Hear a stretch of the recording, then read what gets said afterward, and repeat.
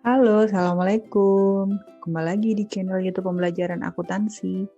Kali ini saya akan membahas mengenai pengantar akuntansi part 2. Ada yang masih ingat nggak ya di part 1 kemarin kita bahas apa saja? Kemarin kita telah membahas tentang pengertian akuntansi, sifat-sifat akuntansi, memakai laporan keuangan, profesi akuntan, dan jenis-jenis akuntansi.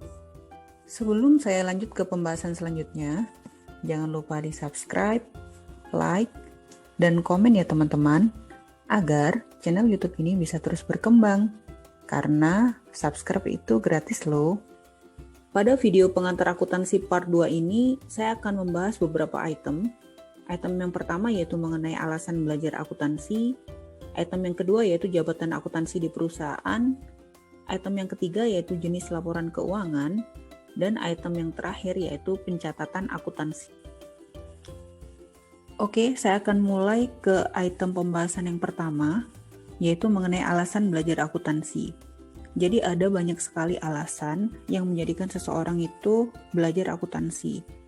Jadi yang pertama adalah, akuntansi itu sangat erat dengan kehidupan sehari-hari. Jadi mulai dari kita kecil, sebenarnya kita sudah melakukan transaksi-transaksi akuntansi, baik pembelian, penjualan, maupun hutang, dan hal inilah yang membuat akuntansi erat dengan kehidupan kita sehari-hari. Kemudian alasan yang kedua adalah esensi yang sangat tinggi. Akuntansi ini tidak hanya dibutuhkan di perusahaan-perusahaan besar, tetapi semua jenis bisnis maupun pribadi sangat membutuhkan ilmu akuntansi ini.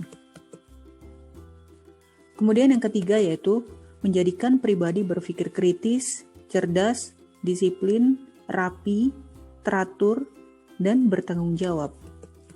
Jadi, selama kita belajar akuntansi, kita tidak hanya mendapatkan ilmu akuntansi berupa angka maupun perhitungan, tetapi kita juga mendapatkan pendidikan mengenai etika profesi akuntan yang selalu mengajarkan kita untuk berpikir kritis, cerdas, rapi, teratur, dan disiplin dalam pencatatan, serta bertanggung jawab terhadap apa yang kita catat. Kemudian alasan yang keempat yaitu untuk mencatat keuangan. Seperti yang diketahui orang banyak, akuntansi membantu dalam pencatatan keuangan yang menjadi refleksi perusahaan maupun bisnis. Jadi ketika kita memahami akuntansi, akan lebih mudah menemukan catatan mana saja yang masuk ke kategori aset, liabilitas, maupun ekuitas. Alasan yang kelima yaitu memastikan tingkat resiko yang akan muncul. Jadi dengan akuntansi, kita dapat membaca kondisi perusahaan berdasarkan laporan keuangan, termasuk tingkat resiko yang kelak akan dihadapi. Perusahaan-perusahaan besar itu biasanya mempercayakan para akuntan profesional untuk menganalisis langkah finansialnya yang akan diambil untuk menekan kemungkinan terburuk di kemudian hari. Kemudian alasan yang keenam yaitu sebagai dasar untuk menentukan pajak. Jadi, akuntansi itu akan membantu kita dalam menentukan pajak dari laporan keuangan yang diterima, baik individu maupun perusahaan. Semakin mapan dan baik perkembangan usaha yang dikelola, maka semakin tinggi pula tingkat pajak yang dikenakan. Alasan yang ketujuh yaitu menggambarkan tingkat kemapanan bisnis. Jadi, selain menganalisis resiko, akuntansi adalah pengetahuan yang dibutuhkan pebisnis maupun perusahaan untuk mengetahui tingkat kesehatan bisnis melalui laporan keuangan. Akuntan yang mereka tunjuk biasanya akan memeriksa setinggi apa pemasukan yang diterima perusahaan atau pebisnis beserta jenis-jenisnya. Jika ternyata kesehatan keuangan dianggap buruk, perusahaan atau pebisnis bisa segera mengambil tindakan untuk memperbaikinya. Alasan yang kedelapan yaitu mencegah penipuan hingga kebangkrutan. Jadi, tidak sedikit orang yang menggunakan bahasa-bahasa halus untuk menyamarkan kondisi keuangan perusahaan atau bisnisnya. Jika kita tidak memahami ilmu akuntansi, maka mungkin kita hanya bisa mengangguk dan mengikuti apa yang mereka sebutkan. Sehingga Jika kita belajar akuntansi, kita tidak akan langsung percaya dan bisa menganalisis laporan keuangan sehingga kita tidak mudah untuk ditipu begitu saja. Item pembahasan yang kedua yaitu jabatan akuntansi di perusahaan. Ada beberapa jabatan akuntansi di perusahaan. Di antaranya adalah yang pertama, manajer akuntansi. Yang kedua yaitu asisten manajer akuntansi.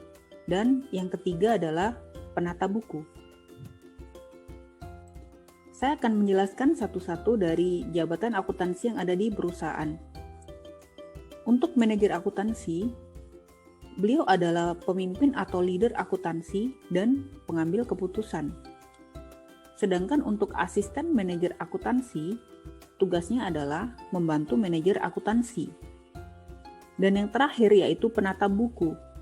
Penata buku memiliki tugas yang paling banyak, karena tugasnya mulai dari pengelompokan, pencatatan, sampai dengan jadi laporan keuangan. Item pembahasan yang ketiga yaitu mengenai jenis laporan keuangan. Ada beberapa laporan keuangan yang akan saya bahas di sini. Yang pertama yaitu laporan laba rugi. Jadi, laporan laba rugi adalah salah satu laporan keuangan suatu perusahaan yang melaporkan 3 informasi keuangan utama dalam periode waktu tertentu, yakni pendapatan, pengeluaran, dan laba atau rugi. Laporan laba rugi kadang-kadang disebut pernyataan kinerja keuangan karena pernyataan ini memungkinkan pengguna menilai dan mengukur kinerja keuangan suatu perusahaan dari periode ke periode dari perusahaan yang serupa, pesaing, atau perusahaan itu sendiri. Kemudian, jenis laporan keuangan yang kedua adalah neraca. Neraca disebut juga dengan laporan posisi keuangan. Neraca menunjukkan saldo aset, kewajiban, dan ekuitas pada akhir periode waktu akuntansi. Neraca disebut juga dengan laporan posisi keuangan karena menunjukkan nilai-nilai kekayaan bersih perusahaan. Laporan keuangan yang ketiga yaitu laporan perubahan ekuitas. Laporan perubahan ekuitas adalah salah satu laporan keuangan yang menunjukkan kontribusi pemegang saham, pergerakan ekuitas, dan saldo ekuitas pada akhir periode akuntansi. Informasi yang ditampilkan adalah laporan perubahan modal termasuk klasifikasi modal saham, total modal saham, laba ditahan, pembayaran dividen, dan lain-lain. Laporan keuangan yang keempat yaitu laporan arus kas. Laporan arus kas adalah salah satu laporan keuangan yang menunjukkan pergerakan kas perusahaan selama periode tertentu. Laporan ini membantu pengguna memahami bagaimana pergerakan uang tunai dalam perusahaan. Dan yang terakhir adalah catatan atas laporan keuangan. Catatan atas laporan keuangan adalah laporan yang penting dan seringkali dilupakan oleh kebanyakan orang.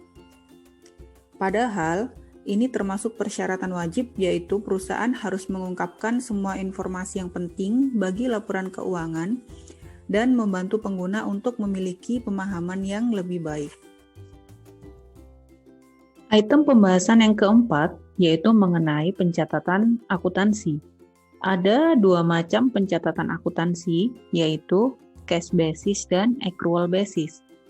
Jadi, cash basis adalah teknik pencatatan ketika uang diterima sebagai pendapatan atau saat uang dikeluarkan sebagai beban. Sedangkan, accrual basis adalah pencatatan saat terjadi transaksi tanpa melihat apakah uang diterima sebagai pendapatan atau uang dikeluarkan sebagai beban. Jadi apa sih perbedaan antara cash basis dan accrual basis? Untuk cash basis itu, waktu pencatatan dilakukan saat uang diterima atau dikeluarkan, sehingga hanya membutuhkan 1 kali input, yaitu saat uang diterima atau uang dibayarkan. Bila menggunakan dasar cash atau cash basis, bisa dikatakan belum akurat karena hanya menunjukkan posisi keuangan saat itu. Jadi ada kesenjangan pencatatan dan aktualnya. Cash basis ini lebih tepat digunakan oleh koperasi kecil dengan arus modal kecil, dan dengan perputaran laba. Sedangkan untuk accrual basis, waktu pencatatan dilakukan saat terjadi transaksi, tanpa melihat uang diterima atau sudah dikeluarkan. Sehingga membutuhkan 2 kali input, yaitu saat terjadi transaksi dan saat menerima atau mengeluarkan uang. Accrual basis ini lebih akurat jika dibandingkan dengan cash basis, karena memberi gambaran nyata posisi keuangan secara real dan lebih mudah melakukan analisa tren. Accrual basis ini digunakan oleh koperasi besar yang memiliki arus modal besar dengan perputaran cepat dan didukung dengan IT yang kompeten di bidang akuntansi. Oke teman-teman, terima kasih sudah menonton video pengantar akuntansi part 2. Jangan lupa di like, subscribe, dan komen ya. Pada next video, saya akan membahas mengenai persamaan dasar akuntansi. So, jangan lupa pantengin terus dan tekan tombol lonceng untuk mendapatkan notifikasi ya. Bye-bye.